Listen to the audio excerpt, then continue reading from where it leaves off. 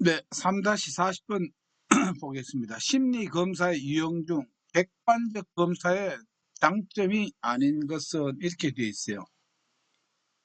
우리가 심리검사는 그 두 가지 방법이 있습니다. 객관적 검사가 있고 투사적 검사가 있습니다. 요것도 실기에 자주 나오거든요. 객관적 검사가 있고 투사적 검사가 있어요. 그러면 일단 객관적 검사라고 하는 것은 뭐냐면은 쉽게 말하면은 이 표준화가 돼 있어요. 질문지라든가 뭐 설문지 등등 표준화가 딱 돼 있어 가지고 그냥 자기가 이제 체크를 하거나 이렇게 기록을 해서 이렇게 이제 하는 그 검사입니다. 뭐 예를 들어서 우울증 검사라든가 아니면 뭐 탄력성 자탄력성 회복 검사라든가 뭐 이런 등등 여러 가지가 있어요. 이런 게 이제 객관적 검사예요. 음. 그냥 체크만 질문하고 답하고 체크하고 이렇게 돼 있어요. 그래서 이제 객관적 검사는 일단 누구라도 좀 할 수가 있어요. 그래서 채점이나 해석이 간단해요. 그리고 신뢰도와 타당도가 비교적 높습니다. 왜 누가 하더라도 거의 비슷한 결과가 나와요. 객관적 검사니까 객관성이 보장이 되고요. 그리고 아무래도 경제적입니다. 돈이 적게 들고 검사 시간이 짧아요. 이게 이제 장점입니다. 그럼 이제 여러분들 보면은 이게 문제가 객관적 검사의 뭐 장점과 단점을 쓰라. 많이 쓰라 하는 건 세 가지예요. 투사적 검사의 장점과 단점을 쓰라. 이렇게 나와요. 아니면 둘 다 이렇게 나오는 경우도 있고. 그럼 여러분들 알 때는 이렇게 생각하면 됩니다. 객관적 검사의 장점은 뭐냐면은 장점은 투사적 검사의 단점이 돼요. 그 다음에 객관적 검사의 단점은 뭐냐면 투사적 검사의 장점이 됩니다. 객관적으로 검사하니까 반응이 일정해요. 반응이. 그 다음에 내담자의 방어가 쉽다라고 하는 건 뭐냐면은 여러분들 이렇게 사실이 아닌 걸로 이렇게 답하는 경우가 많아요. 우리가 이제 그런 걸 우리가 흔히 이제 우리가 심리 검사에 뭐라고 하냐 반응 경향성이라고 반응 경향성. 반응 경향성이라고 하는 건 무슨 뜻이냐면은 내가 이렇게 대답하면 나한테 유리하지 않을까? 이런 거예요. 그래서 사실은 그게 아닌데 어떻게 나에게 유리하게 하기 위해서 뭐냐면은 답을 내 생각과 다르게 이렇게 기재하거나 표현할 수가 있다는 거예요. 뭐 예를 들자면 이거는 우리가 이제 그 법원에 청소년들이라든가 이렇게 재판을 받을 때 그 전에 어떤 장애가 있다라고 하면 뭘 하느냐면은 여러 가지 심리 검사를 해서 그걸 이제 법정에 이제 제출하는 경우가 있어요. 그러면은 정신장애로 판정이 되면은 어떻게 됩니까? 형량이 좀 감소가 되거나 그게 되거든요. 그래서 일부러 뭐냐면 그렇게 보이려고 비정상인 것처럼 이렇게 대답하는 경우도 있죠. 이런 것도 뭐다? 하나의 그 방어가 쉽다라는 건 이 반응 경향성을 나타내요. 반응. 그다음에 반응이 제한돼 있어요. 묻는 것만 이렇게 답해요. 그 외에는 뭐 대답할 필요가 없지요. 이제 투사적 검사는 이게 에, 반응이 자유롭고 다양하다 또는 독특하다 이렇게도 하죠. 독특하다. 이게 이제 쉽게 말하면 뭐냐면 여러분들이 제일 많이 보는 게 뭐냐면은 그거예요. 어, HTP 검사, HTP. 집, 나무, 사람 검사예요. A4 용지 한 장에는 집을 그리고, 한 장에는 뭐 나무를 그리고, 한 장에는 사람을 그리는 거예요. A4 용지에 그렇게 그리는 이것도 이제 투사적 검사예요. 이 미술실에서 가장 많이 이제 쓰는 거고, 다방면으로 활용되어 있죠.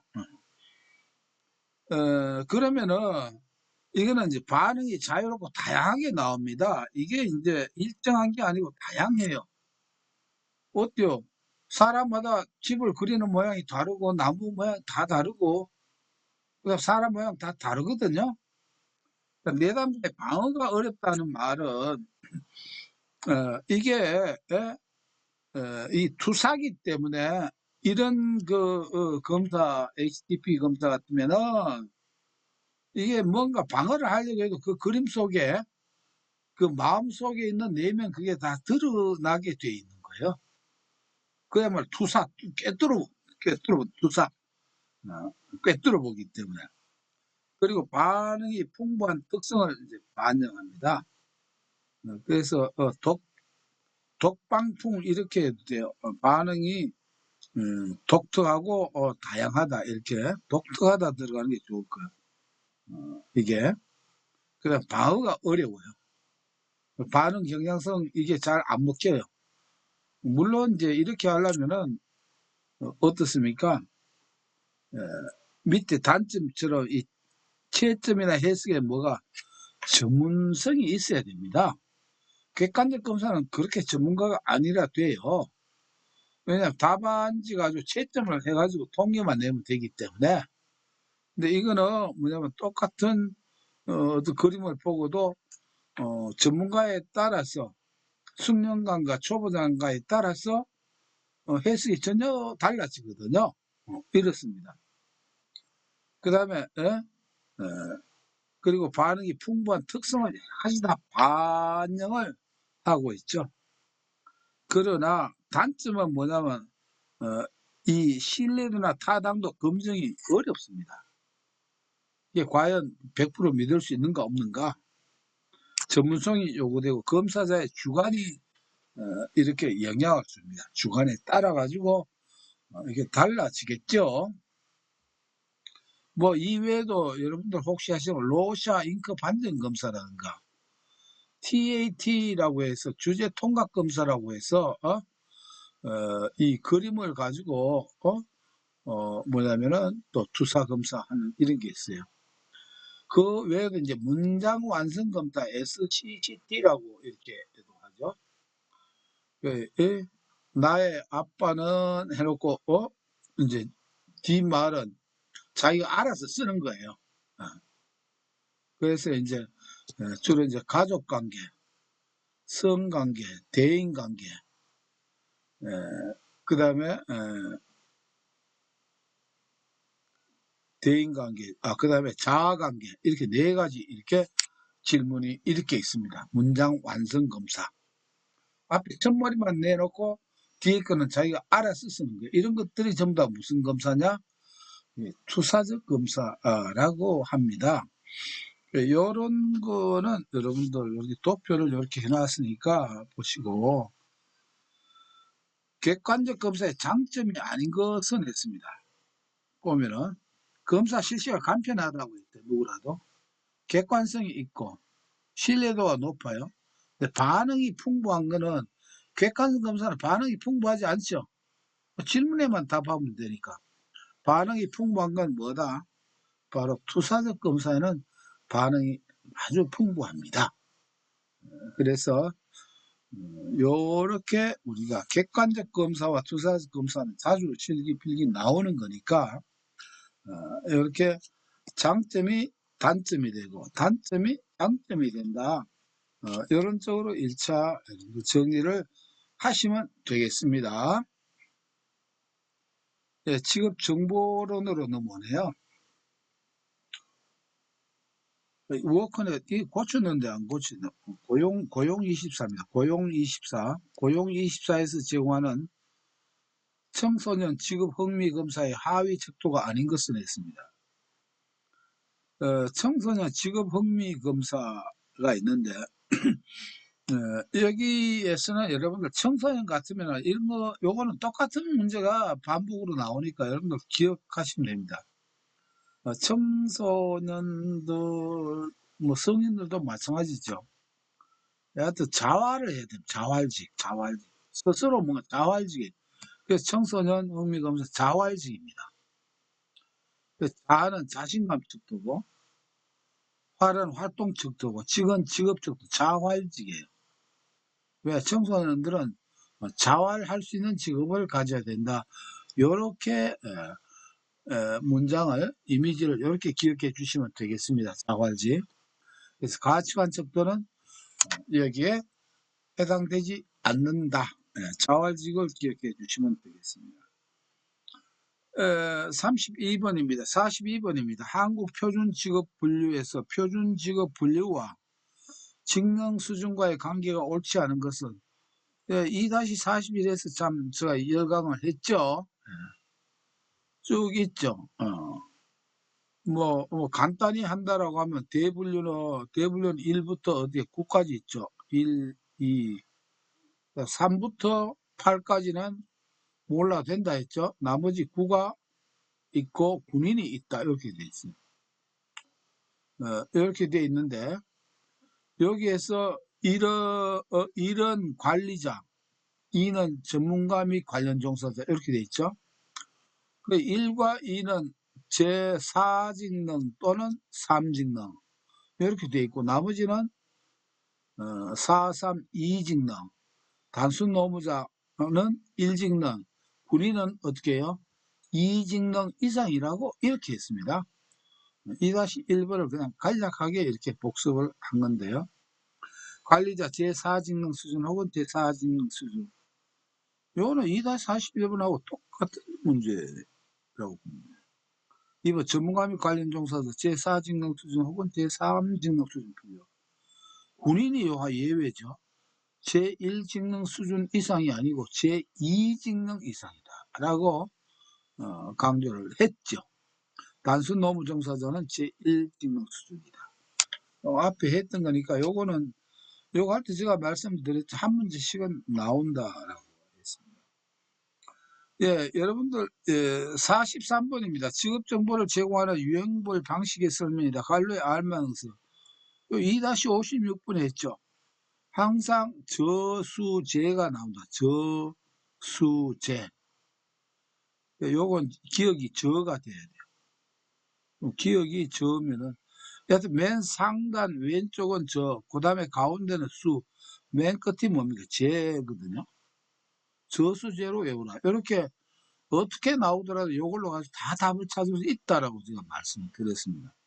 형태가 아무리 뒤죽박죽 나와도 저수제를 넣으면 돼요. 기억이 요거죠.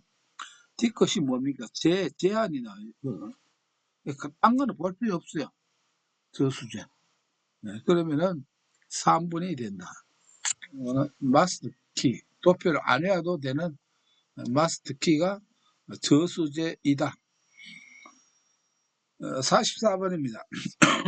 국민 내일 병 카드의 지원 대상에 해당하지 않는 것 됐습니다. 이건 1-53번에 했죠. 만 75세 이상은 안 된다. 만 75세 미만이라야 된다라고 했죠. 예, 그래서 이게 답이고 나머지는 다 해당이 됩니다. 3-45번입니다. 한국표준산업분류의 적용 원칙에 관한 설명으로 틀린 것은 앞으로 이런 거 나오면 보너스라고 했죠. 왜? 제가 너무 기가 막힌 팁을 여러분들 공유를 하고 있지 않습니까? 볼까요?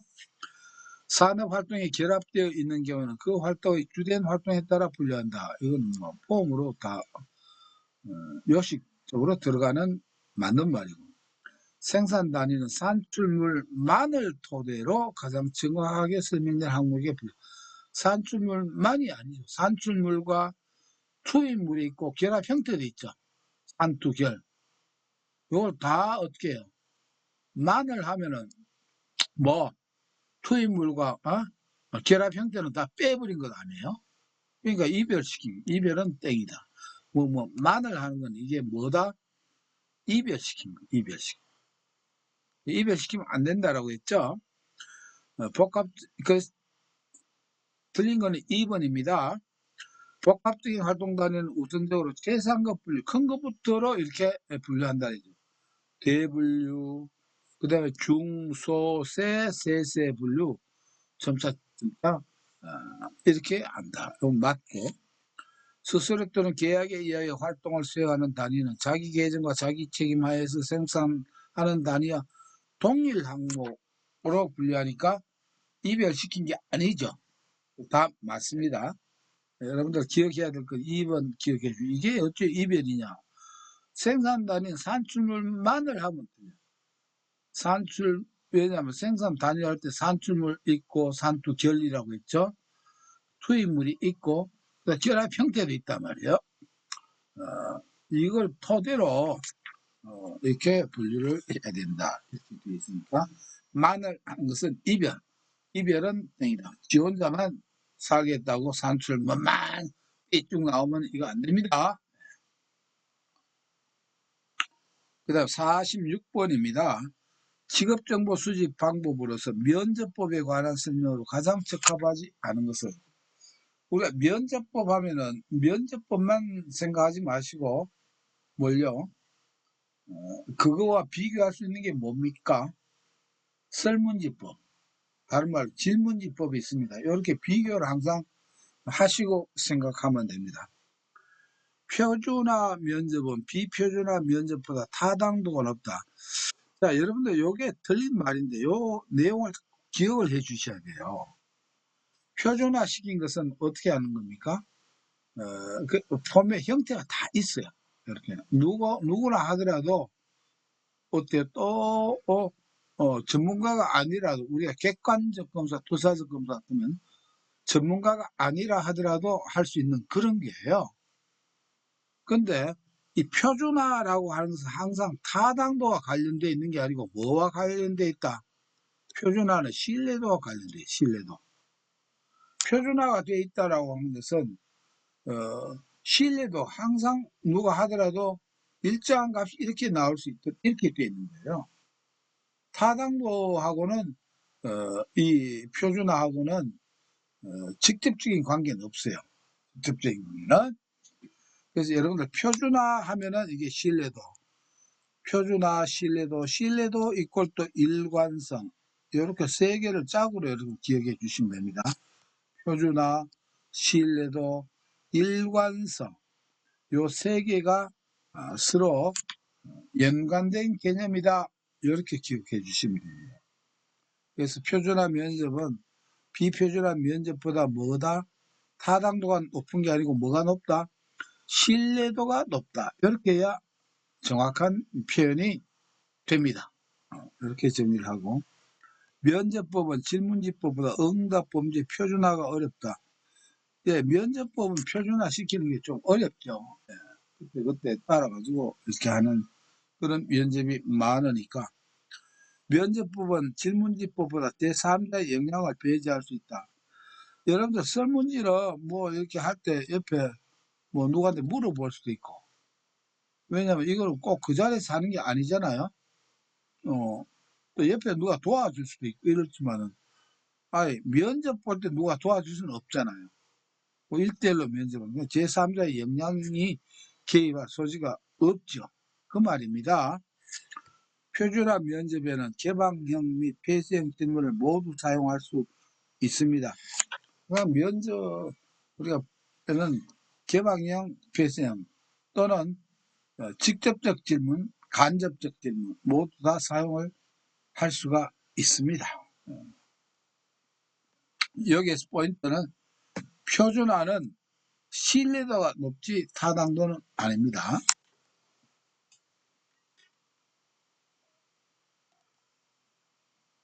47번입니다. 한국표준산업분류, 이게 참 자주 나오잖아요. 산업 결정 방법에 관한 설명으로 틀린 것은 생산 단위의 산업활동, 그 생산 단위가 수행한 주된 산업활동의 동의에 따라 결정. 이건 요식적으로 다 들어가는 맞는 말이고요. 계절에 따라 정기적으로 산업을 달리하는 사업체의 경우에는 조사 시점에 경영하는 사업과는 관계없이 조사 대상 기간 중 산출액이 많았던 활동에 의해 분류된다. 요것도 하나의 이별은 땡과 더불어서 중요한 팁입니다. 조사 시점이 나오면 무조건 땡이라고 그랬죠. 근데 마침 조사 대상 기간 중이라고 이렇게 기재되어 있기 때문에 이 표현은 맞는 표현이 되는 것입니다. 단일 사업자의 보조 단위는 그 사업체의 일개 부수로 포함하지 않고 별도의 사업체로 처리한다. 어때요? 이별이죠. 이별은 뭐라고? 이별은 땡. 하도 워낙 이 말을 여러분들 하도 많이 들어서 이제는 이별은 땡입니다. 이별은 땡. 그래서 3번이 틀린 거예요. 여러분 생각 외로 이별은 땡 써먹을 때 참 많습니다. 아시겠죠? 산업 분류 뭐 이렇게 나오면은 이거 가지고 최소한 5점 득점할 수가 있습니다. 휴업 중 또는 다사를 청산 중의 사업체의 산업은 영업 중 또는 청산을 시작하기 이전의 산업 활동에 의하여 결정한다. 뭐 그거는 그렇게 해야 되겠죠. 이거는 맞는 그 말로 나오는 것이고. 그 다음에 48번입니다. 공공직업정보와 비교한 민간직업정보의 일반적 특성에 관한 설명을 틀린 것은 이제 익숙해졌죠, 여러분들. 이거는 뭐 제가 풀이 안 해도 알게요. 민간직업정보 자유제한 딱 나와야 됩니다. 민간직업정보의 특성에 관한 것은 틀린 거 됐죠. 볼까요? 자유제한. 필요한 시기에 최대한 활용되도록 한시적으로 신속하게 생산되는 자유제한 한시적. 국제적으로 인정되는 객관적인 기준에 의하여 지원. 자, 민간직은 객관적이 아니고 자율적 또는 주관적이라고 했죠. 객관적 기준은 뭡니까? 공공직업정보에 해당되는 내용이 되겠죠. 네. 그래서 2번이 땡이네요. 특정한 목적에 맞게 해당 분야 및 직종을 제한적으로 선택한다. 제한적. 시사적인 관심이나 흥미를 유도할 수 있도록 해당 직업을 분류한다. 예, 흥미 위주가 되죠. 그래야 유료로 하기 때문에 잘 팔릴 거예요. 흥미가 없으면 안 팔리죠. 돈벌이가 안 된다.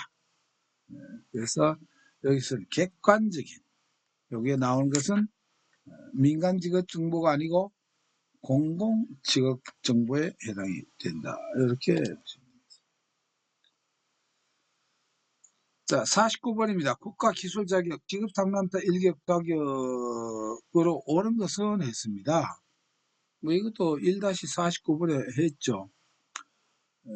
보통은 1급을 보려면 실무가 원래는 2급 자격 취득 후 실무 경력이 어떻게 해야 됩니까? 실무 경력이 2년이 돼야 됩니다. 2년이 돼야 되는데 근데 이 무자격자가 하려면 3년입니다. 3년 아시겠죠? 근데 자격증을 취득하면 1년이 빼진다라고 했죠. 그죠? 자격증을 취득. 근데 여기는 해당 실무에 2년 이상 종사한 거는 이건 아니지. 해당 실무에 3년 이상 종사한 사람이 맞아요. 이게 2번이 맞는 내용이죠. 항상 2급 자격 후에 2년 실무. 그럼 무자격자 여기서 1년을 보태줘야 된다. 이렇게 보면 3년입니다. 관련학과 대학 졸업자 및 졸업여행에 해당되고 해당 종목의 2급 자격을 취득한 후 해당 실무에 1년 이상 1년이 아니고 몇 년? 2년을 해야 되죠. 그래서 요것도 틀리고 1급 공식으로 요것도 틀렸지. 관련 학과 및 대학 졸업자 죄송합니다. 3번은 틀렸습니다. 왜냐하면 1급에는 학력하고는 관계가 없습니다. 직업상담사는.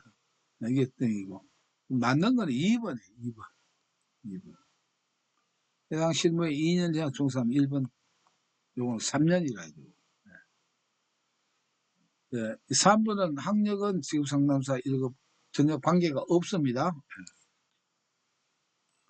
자, 그래서 49번도 이렇게 나왔고.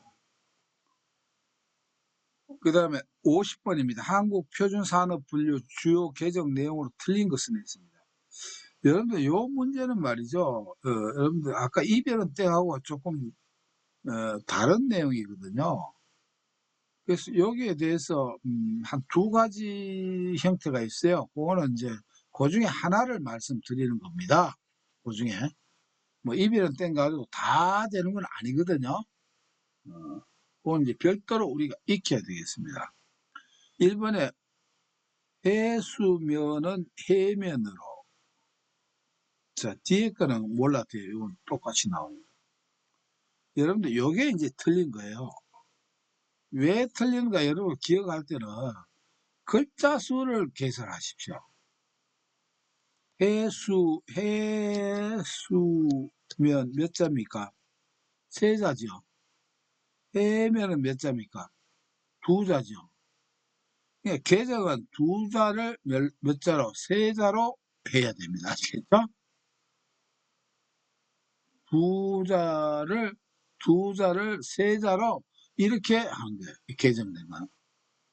그럼 한 자가 늘어야 계정입니다. 이 말은 무슨 말이냐면 지금은 세 자가 두 자로 돼서 거꾸로예요. 그러니까 제대로 하려면 해면이라고 하는 말을 뭘로? 해수면으로 바꾼 거예요. 해면을 해수면으로. 그래서 요거 볼 때 여러분들 어떻게 글자 속에 해수면 세자, 해면 두자, 그럼 땡이네. 두자에서 세자로 이렇게 바뀌면 된다. 이렇게 해야 여러분들 요 문제는 한두 번 풀면은 이 문제는 글자 수 해야 되면 되지. 딴 거 안 나요. 그 해수면 해면 요거만 나오니까 그래요. 나오니까. 뭐 나머지는 다 맞는 내용이에요. 이거는 뭐 2, 3, 4는 다 맞다 이렇게 보시면 됩니다. 이제 그 외에 하나 예외가 있는데 그거는 뭐냐면은 그 문제가 나올 때 제가 말씀을 드린 게 좋네요. 두 자리가 계적을 할 때는 뭐 세 자리로 바뀌더라. 이게 팁입니다. 그렇지 않고 우리가 이걸 뭐 한국표준산업분류 계적 내용 지난번에 제가 말씀드렸죠. 다운받으면 되는 한 1000페이지 된다고. 보려고 하실 분 없죠. 도움이 안 됩니다. 그거 본다고 해서 시험에 실력은 늘는지 몰라도, 합격에는 그렇게 도움이 안 됩니다. 많이 안다고 꼭 합격하는 건 아니거든요. 51번입니다. 다음은 어떤 기술 자격 등급의 검정 기준에 해당되는가? 여러분들이, 제가 기능사에서 뭐 조건 몇 년에서 몇 년 걸리고 있죠. 기능사, 그 다음에 산업기사, 기사, 기능장, 그 다음에 기술사, 이걸 설명을 할 때, 자, 뭐는 뭐 몇 년 기능사 자격이 있을 때는 몇 년 이렇게 2-40일 쭉 설명할 때, 이 박스 문제로 여기에 나온다라고 제가 강조를 했잖아요. 기능사는 뭐 숙련기능, 숙련기능. 산업은 기초기술이고, 기사는 공학적 기술. 그 다음에 기능장은 최고의 숙련기능. 기술사는 고도의 전문지식. 요거 박스 문제도 나오니까 제가 강조를 했단 말이에요. 바로 여기 나와요. 이게 박스 문제에 나와 있어요. 해당 국가기술자격의 종목에 관한 공학적 기술 이력. 공학이 나오면 뭐다? 기사예요, 기사. 아시겠죠? 지구상담사 2급이 어디에 들어간다? 기사에 들어간다라고 하면서 이렇게 보시면 됩니다. 그러니까 요거는 기사가 됩니다. 공학적 기술. 딴 거 뭐 볼 필요 없어요. 그걸 가지고 딱 보시면 됩니다. 52번입니다. 직업정보 수집 제공 시 고려할 사항과 가장 거리가 먼 것은? 여러분들 이 과목이 세 번째 직업정보론이잖아요. 그러니까 직업정보에 대해서 한두 문제 안 나올 수가 없죠. 아까도 보니까 뭡니까 직업정보 왜 빨리 안 나와? 이런 거 이것도 직업정보 관계 이렇게 나오잖아요. 직업정보 문제는 한 두 문제 이상 나옵니다. 그래서 직업 정보에 대해 갖고 여기는 이제 제대로 이제 설명을 좀 해 드릴게요. 제일 많이 나오는 게 직업 정보의 관리 처리 순서입니다. 그 앞에도 약간 한번 말씀을 드렸듯이 우리가 음식은 영양가가 있어야 되는데 영양가, 직업 정보는 수분가가 있어야 된다. 요렇게 요거 기억을 해요. 수분가입니다. 수분가. 그건 뭐냐면은 직업 정보는 우리가 처음에 수집을 합니다. 수집을 해서 그걸 분석을 해요. 그 다음에 가공을 그걸 다듬어요. 그래서 그걸 체계화해서 그 다음 어떻게 합니까? 제공을 합니다. 필요한 사람에게. 그러니까 이런 건 이제 제공하고 축적이라고 하는 걸뭐 가운데 하나 이거는 있다라고 생각하죠. 그 다음에 나중에 그게 유용했는가 안 했는가, 이 사람이 그걸 잘 사용했는가 안 했는가 이렇게 평가를 하는 이런 그 단계가 됩니다. 이렇게 6단계로 되어 있어요. 그래서 이제 제대로 외우려면 수분과 체제평이거든요. 수분과 체제평. 근데 여러분들이 필기시험 치면은 아이고 뒤에 거는 막 지금 기억하기 어려우면 수분과 체제평 뭐 수분가만 외워도 됩니다. 그래도 문제는 풀리거든요. 그리고 이제 여러분들 직업 정보의 기능은 직업 상담 심리의 기능이 이렇게 나오면 틀립니다. 아시겠죠? 직업 정보는 현재나 미래를 중시하는 건 맞는데 과거 나오면 땡입니다. 직업 정보의 과거는. 직업 정보는 출처가 명확해. 출처가 반드시 있어야 돼요. 어디서 나왔는지 그걸 명확히 기재를 해야 됩니다. 여러분들 그 논문 같은 걸 쓰다 보면은 인용을 할 때 반드시 출처를 제공을 해야 되거든요. 누구의 어느 석사학위 논문, 뭐 박사학위 논문, 일자 쭉 출처 반드시 적어야 되는 것과 마찬가지로 출처가 명확해야 되고요. 그 다음에 이 직업정보 여기 틀린 답안이 틀린 거 찾는 게 많이 나오니까 틀린 답안이 이렇게 많이 나와요. 이게 뭐냐면은 이것도 뭐냐면은 전부 실제 문제에서 나온 거를 한꺼번에 이렇게 정리를 한 거예요. 실제 문제에서 기출 문제에서. 그러니까 정말 영양가 있는 요런 그 요점 오답이에요. 그러니까 여러분들 요런 거 쭉 보시고 틀린 답안을 좀 기억을 해줘. 아 이렇게 나오면 틀리네. 뭐 일일이 하려면은 예를 들어 수집 체계와 분석 이게 수분가가 나와야 되거든요. 수체분이 나오면 안 되죠. 그렇죠?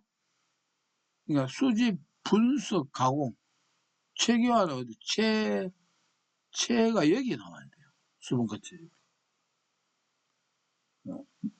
수집한 모든 자를 별도 보관하여 활용. 그러니까 쓸데없는 건 폐기를 해야 됩니다. 표준화 면접은 비표준화 면접보다 타당도가 높다. 아까 표준화는 타당도가 높은 게 아니고 뭐가 높다고 했습니까? 신뢰도가 높다라고 했죠. 일반적으로 전화조사는 면접조사에 비해 면접시간이 길다. 전화조사는 간단합니다. 아시겠죠? 전화 길게 하면 다 끊어버립니다. 동일한 정보에서 한 가지 측면, 이게 자주 나와요. 한 가지 측면이고 다각적인 측면에서 봐야 돼요. 항상 직업정보원과 제공원에 관한 정보를 알 필요가 없다가 아니고 있습니다. 전문 지식이 없는 개인을 위해 비전문적인 시각에서 분석한다.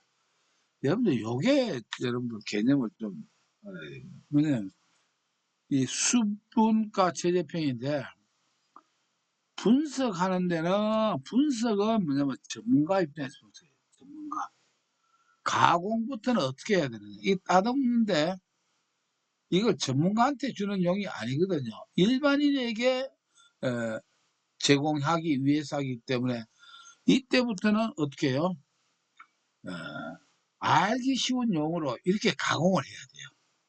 내가 분석을 할 때는 뭐 전문 지금 용어, 뭐 경제 용어 이런 걸 한다 하더라도 가공을 할 때는 어떻게 누구라도 쉽게 이해할 수 있는 그런 문장으로 이게 이제 가공입니다. 이게. 그래서 분석은 반드시 뭘 어떻게 해야 된다? 여기 보면 분석은 비전문적인 시각에 분석하는 게 아니고 분석은 어떻게 해야 된다? 분석은 전문가적 시각에서 분석을 해야 돼. 분석을 비전문적인 시각에 분석하면 그게 제대로 분석했다고 할 수 있겠습니까? 그렇게 분석한 것 가지고 따듬어 주면은 어? 그 정보를 쓰는 사람이 성공하겠어요? 실패하겠어요? 실패하는 거예요. 그러니까 여러분 항상 분석은 뭐다? 전문가가 해야 된다. 그 다음에 가공 이후부터는 어떻게 알기 쉬운 비전문가라도 알 수 있도록 해야 된다. 하나의 항목에 초점을 맞춘다 하는 것도 이게 한 가지 측면하고 같은 말이에요. 하나의 다각적인 그 면에서 이렇게 분석을 해야 된다.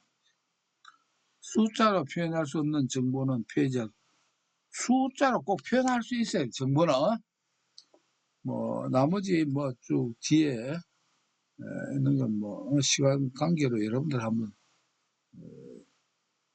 읽어보십시오. 보면은 요런 건 틀렸구나. 앞으로 봐놓으면은 여러분들 문제를 풀 때 엄청나게 도움이 됩니다. 그러면 한번 문제를 볼게요. 수집 제공 시 고려할 사항과 가장 거리가 먼 것은 명확한 목표를 가지고 계획적으로 수집을 해야 된다. 최신의 자료를 수집해야 됩니다. 과거 자료 수집한다면 땡입니다. 자료를 수집할 때 자료 출처와 일자를 기록해야 되는 게 맞습니다. 지급정보는 전문성이 있으므로 전문 용어를 사용하여 제공한다. 분석할 때는 전문 용어지만 어떻게 해요? 제공할 때는 전문 용어 쓰면 일반인들 그거 이해하기 쉬워요? 어려워요? 어려우면 곤란합니다. 아시죠? 이때는 알기 쉬운 용어로 이렇게 해야 된다. 이렇게 보시면 됩니다. 이제 진도 좀 빠르죠. 53번입니다. 직업훈련의 강화에 따른 효과로 가장 거리가 없는 것은 직업훈련을 막 시킨다. 거리가 없는 인력 부족 직종의 구인난을 완화시킬 수 있죠. 뭐 이건 상식적으로 봅시다. 재직 근로의 직무 능력을 높일 수 있죠. 산업 구조의 변화에 대응할 수가 있죠. 마찰적인 실업을 줄일 수 있다 땡이죠. 지금 훈련 나오면 전부 다 뭐라고 했어요, 여러분들? 마구 개경할 때 구조적 실업이죠. 훈련 나오면 전부 훈련 교육 나오면 전부 무슨 실업이다? 구조적 실업이에요. 구조적 실업. 그래서 직업능력 개발 훈련 이게 나오면은 전부 다 구조적 실업이 되지 않습니까? 마찰적 실업을 줄일 수 있다가 아니고 무슨 실업을? 구조적 실업을 줄일 수 있다. 이렇게 해야 지금 훈련 나올 때 올바른 답이 되겠습니다. 54번입니다. 국가기술 자격 종목과 그 직무 분야 연결이 틀린 것은 기술상담소 2급 사회복지전교, 소비자 전문상담소 2급 경영회계사무, 임상심의사 2급 보건의료. 1, 2, 3은 다 맞네요. 컨벤션 기획사 2급, 이용 숙박, 예약, 오락, 스포츠 이거 아닙니다. 컨벤션은 경영회계 사무에 들어갑니다. 소비자 전문상담하고 같은 이 분야가 컨벤션 와서 놀고 이렇게 하는 게 아닙니다. 컨벤션은 뭔가 경영에 대한 그런 거 기획을 하는 기획인데 뭐 이용 숙박 예 뭐라 스포츠 이게 기획하고 거리가 좀 멀다 이렇게 보시면 되겠습니다. 55번입니다. 한국직업사전의 부가정보 중 자료에 관한 설명을 틀린 것은 자 여러분들 요거 이 자료에 대해서 이렇게 나오면은 이렇습니다. 이게 DPT라고 있죠. 부가직정보 항상 여러분 DPT는 기억을 해 주셔야 돼요. 직무기능의 DPT인데 이 각각 뭐냐면 9개 없는 것도 있고 하지만 좀 9개. 최근의 트렌드가 실기의 트렌드가 그전에는 그렇지 않았는데 이 부가직업 정보 자료에 대해서 9가지 쓰시오. 사람에 대해서 사물에 대해 9가지 쓰시오. 이게 요새 또 실기에 또 아주 빈번하게 나와요. 그래서 여러분들 실기를 하려면 요걸 좀 외워줘야 됩니다. 외워줘야 되는데 요것도 물론 그 이미지 스토리 한 게 있긴 있는데 특화할 때 제가 조금 더 업그레이드 해가지고 실기 때 한번 또 소개를 해드릴게요. 저는 내가 좀 마음에 잘 안 들면 자꾸 염두에 뒀다가 조금 이제 고치려고 많이 애쓰거든요. 근데 요렇게 나오는 거는 요 문제 나올 때는 꼭 뭐냐면은 자료 중에서 네 번째 계산 문제가 나와요. 그래서 빨갛게 해놨거든요. 계산 문제가 나와요. 여기 보면은 종합 나오고 원래 이제 종조 할아버지가 분수를 만든 계기로 비가 내리더라 해서 뭐 이런 식으로 이제 스토리화 시켜야 이게 이제 되거든요. 되는데 그러면 종조부가 분수를 만든 계기가 돼서 비가 오더라 이런 건데 나머지는 이거는 칠판 없어요. 영구도 시작이고. 근데 계산 문제가 뭐냐면은 수를 세는 것은 포함하지 아니한다. 하나, 둘, 셋, 넷 이렇게 해는 걸 계산이라고 하지 않는다 이 말이야. 가감승제인데 플러스, 마이너스, 곱하기, 나누기. 근데 수 세는 거 한 개, 두 개, 세 개, 네 개 이걸 계산이라고는 하지 않는다 이 말이야. 그런데 3번 보시면은 사칙 연산, 가감승제죠. 사칙 연산과 관련하여 규정된 활동을 수행하거나 보고한다. 수를 세는 것도 포함된다. 요거 아니다 이 말이야. 수 세는 거. 1, 2, 3, 4 하는 이거를 우리가 계산이라고 이렇게 네 번째 항목에 들어가 있는 게 아닙니다. 요거는 한번 답을 익혀 주시면은 이 문제 자주 나오거든요. 똑같은 문제 동일하게 나와요. 그럼 안 틀리겠죠? 안 틀리리라 믿습니다. 자, 사람은 이렇게 있고 사람은 이렇게 있는데 요거는 일단 도표만 참고를 하시고 가고요. 그래서 그래도 지금 43분이죠. 빨리 할게요. 그러면 아예 직업 정보로 마무리해 버립시다. 근로자를 가문하지 않고 고용을 유지하거나 실직자를 채용하여 고용을 늘리는 사업주를 지원하며 근로자의 고용 안정 및 취약계층의 고용을 촉진한다. 이거 1-50이랑 동일 문제예요. 항상 고용 이런 건 전부 다 고용 안정 사업이다 이렇게 되어 있어요.